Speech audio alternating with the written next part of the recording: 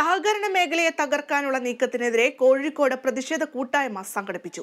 പരിപാടി മന്ത്രി വി.എൻ. വാസവൻ ഉദ്ഘാടനം ചെയ്തു.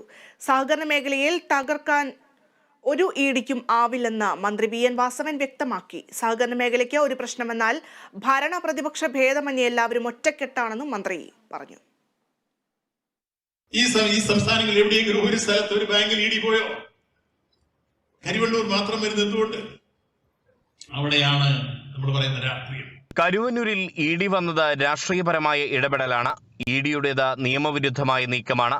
ബാങ്കിൽ നിന്നും എടുത്ത 162 ആധാരങ്ങൾ തിരിച്ചു കൊടുക്കാൻ ഇഡിയോട് ഹൈക്കോടതി നിർദ്ദേശിച്ചതിലൂടെ അതാണ് വ്യക്തമാകുന്നത്. കരുവന്നൂർ ബാങ്കിലെ ഗുരുതര ക്രമക്കേടിനെതിരെ സംസ്ഥാന സർക്കാർ തന്നെ നേരത്തെ കർശന നടപടി സ്വീകരിച്ചിരുന്നു.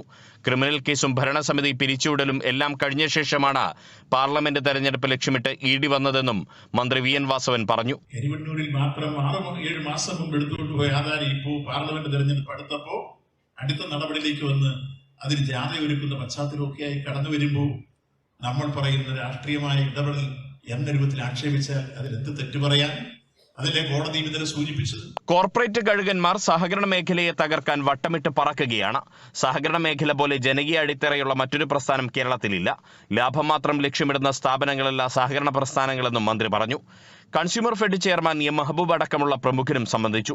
LDF-ഉം UDF-ഉം ഭരിക്കുന്ന കോഴിക്കോട് ജില്ലയിലെ സഹകരണ ബാങ്കുകളിലെ സഹകാരിമാരും പ്രതിഷേധ കൂട്ടായ്മയുടെ ഭാഗമായി. Kerala vision news, Kozhikode.